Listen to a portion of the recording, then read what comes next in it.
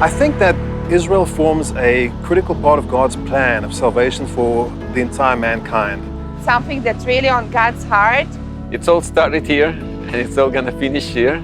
I think is in the spiritual issue, we are a point of the world. When it's something really important to God, so then the devil, you want to destroy it.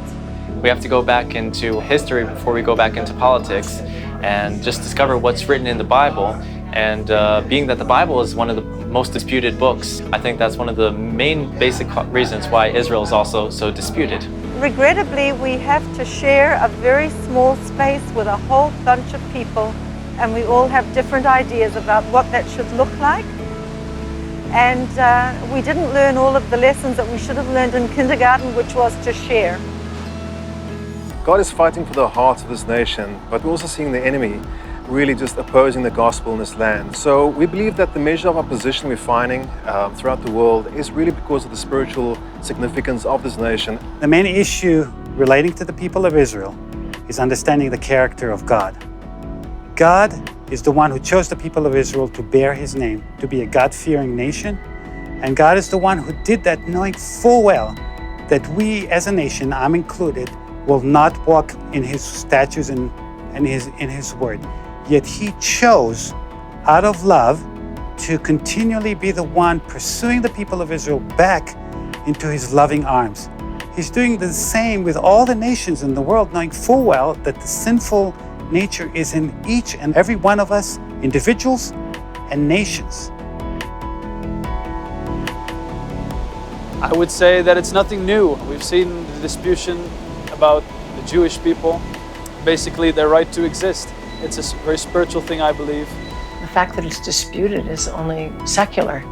God has never disputed Israel ever once. God has called this my people, my beloved, the apple of my eye. There's no dispute about that. The misunderstanding about the people of Israel is, I believe, rooted in the understanding that once Yeshua came in, once Jesus came in, a new era came upon the face of the earth, an era of grace.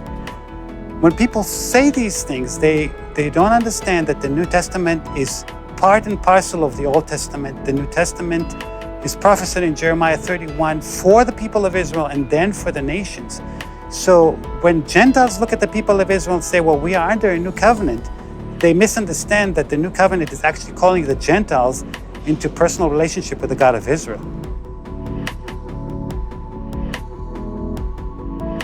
He says in Ezekiel 36, and I will cast you out because of your sin. But then he says, I will bring you back for my name's sake.